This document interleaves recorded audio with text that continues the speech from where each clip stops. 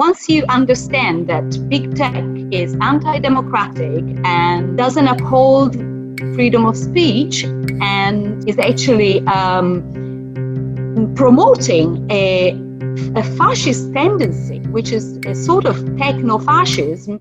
If this happened in your country, are there any laws in place to punish those people? And what do you think the tech companies should do to, in terms of preventing these things from happening? The internet is theoretically borderless, except there is a divide. Obviously, there is what they accuse China of having, the Great Firewall, which is there to protect the citizens. And of course, there is a Western firewall, and this Western firewall is there to promote the Western agenda and to prevent any positive message coming from the other side of that Western firewall. There is an agenda which is set and which is followed very closely by Facebook and Twitter and Google and YouTube.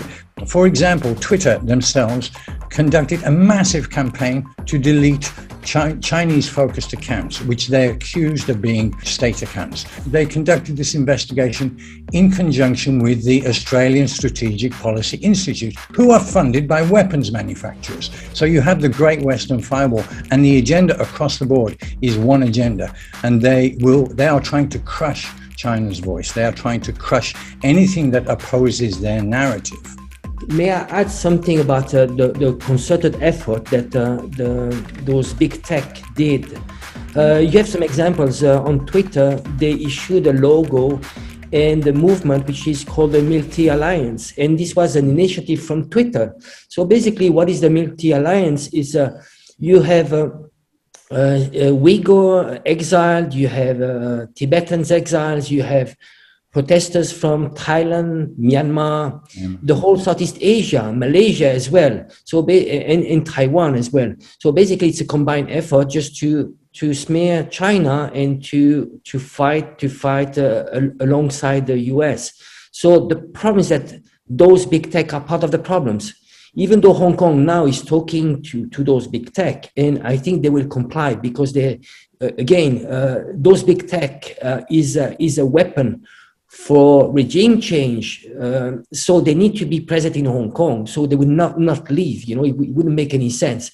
But they are part of the problem, and this is why China has taken a very smart move to build this firewall. And you can see around the world how those color revolution started was all through internet. Maidan revolution in Ukraine, you had the Arab Spring. And this is something that a lot of countries now are taking the examples of China and they're copying the national security law, and they're also looking at what China is doing in terms of firewall. Because again, this is a very important issue that are related to sovereignty. Again, if you don't have any sovereignty, you cannot have any democracy, you cannot have any peace. That is the basic thing that you need to have. And this is why in Hong Kong, we needed to have the national security law. So the Hong Kong government proposed to have certain laws. It says that to combat doxing, it calls for punishments of up to 1 million Hong Kong dollars and up to 5 years imprisonment. Do you think it's fair? And how do you think for those tech companies, how should they protect their users' safety in terms of protecting their personal information? I actually compiled the whole thing, compiled the whole legislation into like a little easy read it little thing and post it online so people can actually understand over my public account on Facebook. And the comment below that is that a lot of the Hong Kong citizens are saying that they think that the law that come up is not strong enough. So quite a bit of Hong Kong normal citizens being doxed before in the context, they're thinking, there's a lot of them are saying, well, this is a law that needs to be done as soon as possible. But at the same time, they're also saying that the protection are still not enough.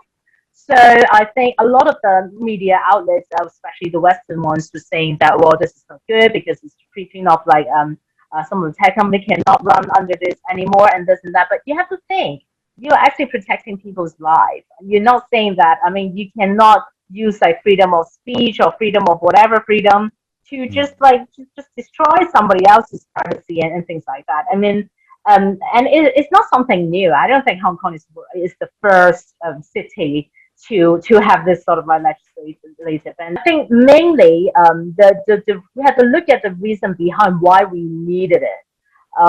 If we don't have the 2019 right, I don't think we're going to sit here today discuss this at all. The reason behind is people just are they're just trying to abuse the law. They see a loophole there, and they just fully utilize that to attack people.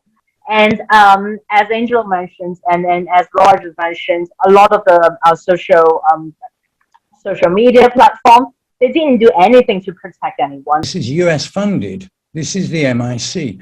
It's Nazism. Okay, I'm going to call it for what it is. It's Nazism. It's fascism, and they're applying this fascism to all the countries bordering China. This is a war of words, and they have appropriated the word of democracy. The problem is that why are we still calling them pro-democracy? This is anti-democracy movement. Let's call a dog, a spade, a spade. So violent. So now why don't we change this wording? But this is the responsibility of all the medias that are actually, I would say, pro, the blue media, pro-China media. We need to call for what it is. It's a US-backed anti-democratic movement. That's it. You just need to look at the actions they've done so far. Just going back to what we said about this new law, I think around the world there's a huge debate which is related to identity, linking the identity to internet accounts and also telephone numbers. The problem in Hong Kong is that you have a lot of fake accounts. And I think so far, maybe Nixie can confirm, but you can get a telephone number without having to show your ID. So the problem is that we need to get people accountable. We need to get them accountable for whatever they say, right? They are hiding behind a fake account to do doxing. So you see, this is like a step by step. I think we have wise people in the Legislative Council, and we're going step by step. But one of the steps is also making those people accountable. So we need to link them to their personal identity. Sure. Yes, we enjoy the freedom of speech, but also we need to be responsible for our speech. Yes, so back to the letter itself. In the letter, the big tech companies, they claim that they are concerned that certain law would hold them accountable or their staff accountable for those doxing actions. And also, as the big tech are growing larger and larger, they're kind of exploiting their power, deleting certain accounts out of no reason or... Yeah. So what do you think of this? Do you think it's fair? It's interesting that you say, Sissy, that they're growing larger and larger. I've been looking at this as have the rest of us for a while, and actually their day is done. People are starting to move away from Twitter, away from Facebook, away from Google, because they are recognizing the fact that the Western Empire is done. Because there are many, many other channels. And for me, I'm looking at this from China's perspective. This is a golden moment for China. It's not a bad moment. It's a golden moment because the West and the Western social media channels will collapse with the demise of the Western empires. And so this is a golden moment. And what China needs to do, in my opinion, is offer alternative channels and make them usable, make them easy to use, make them English. You have to. Bilibili is a great channel, but it's completely in Chinese and it alienates a lot of people. If China recognizes that this is the golden moment to turn the tables, because you can't get over the Western firewall. You can't counter it. Everything is blocked. We need to have a debate about digital sovereignty. I think it's a matter of national interest, and that not only for China, but for any country. I would say it's strategically crucial in our age, because companies such as Facebook, Twitter, and Google are not simply private companies offering a service and pursuing profit. They are partners of the US government and work in sync with the US government. So that they have an enormous power. And in the US, thanks to this revolving door between these companies and the government, they have become policymakers. So on one hand, they were allowed to accumulate influence and power and wealth due to the lack of a legislation that could curb their monopolistic tendencies. But on the other hand, they had to give something back to the US government. And for instance, they agreed to share their users' personal data with the US National Security Agency. And that's what Snowden revealed. And these companies accepted to play an active role in intelligence and psychological operations. So that they are basically contractors working for the US.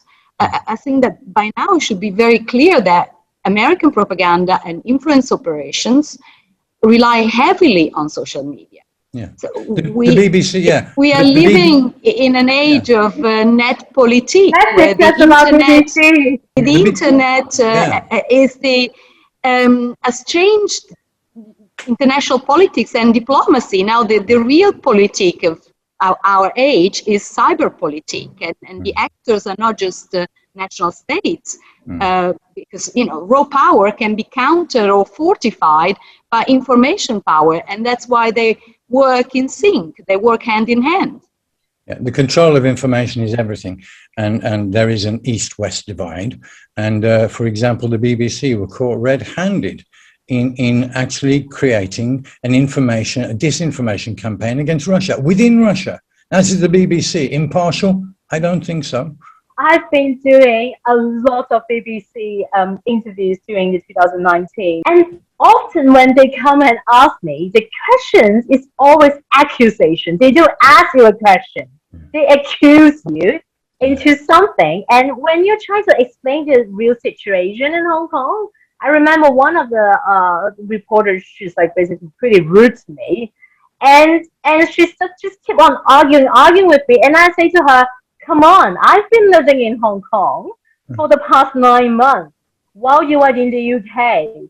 Why are you arguing with me? I'm telling what I'm actually seeing. I'm sharing with you. Yeah. So maybe you should stop arguing. And then she just say, fine. So that sort of thing. I think a lot of the reporters just come with the colors like lenses looking into because you're China. So they already have that like red-tinted glasses on when they look at you, and then they just accuse you. What maybe China's media don't really understand the level of genius involved in Western media spin. And spin is a different thing than lying. We all know the BBC lie, but the way they lie is so clever that they lie without lying. And this is spin. They inject a meaning. They inject a meaning into the questions that they ask. As Nixie has just said, the meaning is already put down, and the people of the world are being spun without even knowing they're being spun. This is so subtle, and they're so masterful at this, and this is what China needs to counter. I think what Barrie says reminds me, when they interviewed me, they often had I have one pro-government views, right? It was me. And then the other person is often some pro-democracy people. When they call me, they always call me, oh, she's pro-Beijing politician. And the other person is always pro-democracy. So that was one time I got pretty pissed off. And then I say to them, if you're going to call them pro-democracy, you need to call me pro-establishment. That is the correct word. If you're going to call me pro-Beijing, it was okay. I accept so. Call them pro-US. You cannot call me pro-Beijing and then call them pro-democracy. Yeah. That is framing. And they just laugh and just keep on continuing, like just trying to do so. Really fed up that they just keep on doing that. Yeah. Well, imagine one thing, they are lying internally in the US. You see those big tech.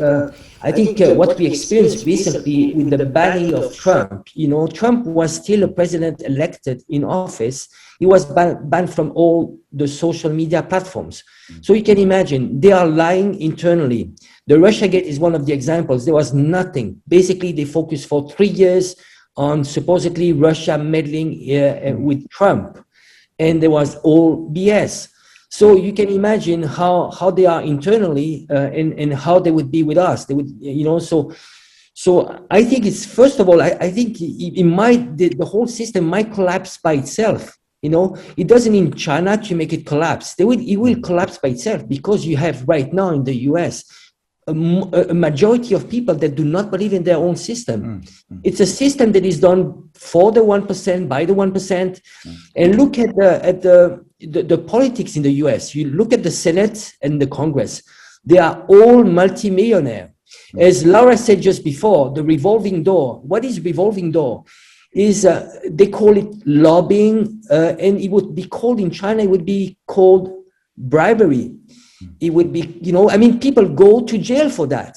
In the US, because those people that are running the country, they are actually writing the laws and they make bribery and corruption legal. And I think what will happen is that it's a system that will collapse by itself. And so I think, and hopefully it will be before there's a confrontation between China and the US. So I think this is the first, I see a lot of those media that are criticizing China and the whole system, which I find much more democratic in many ways, while they don't understand their own system. I think there's a self-reflection that the West needs to be done on their own political system, which are not democratic. The EU is anti-democratic. The US is anti-democratic. When you have the money and the capital and the elites that are running the country, and the whole narrative, it's not democracy. Yeah. So they're lecturing about their own mistakes. They talk about human rights when they are the one actually going against human rights. Yes, I agree with Angelo because right now, big tech has already absorbed the power of democratically elected governments. Big tech has already taken away our right to free speech. If you think that Facebook, Twitter, and Instagram could silence and ban the former US president, if that isn't a wake-up call, I don't know what else we need to open our eyes. And there are so many independent media outlets and political groups and analysts, intellectuals who have been permanently banned from these social media platforms. So they silence some voices, but amplify other voices. And they do that by tweaking their algorithms. And by doing so, they're allowing, obviously, some governments, not all governments, to manipulate social media sites.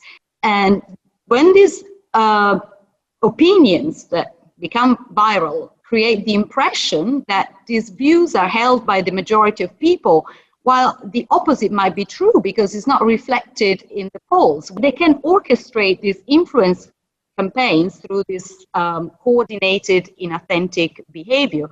Then it becomes like a self-fulfilling prophecy because they can influence the way people think and eventually vote. So it's an interference into the democratic process. Once you understand that big tech is anti-democratic and it doesn't uphold freedom of speech and is actually promoting a fascist tendency, which is a sort of techno-fascism. I'll give you an example. Until last year, the majority of my Italian friends had never heard of Xinjiang. They had never heard of Uyghurs.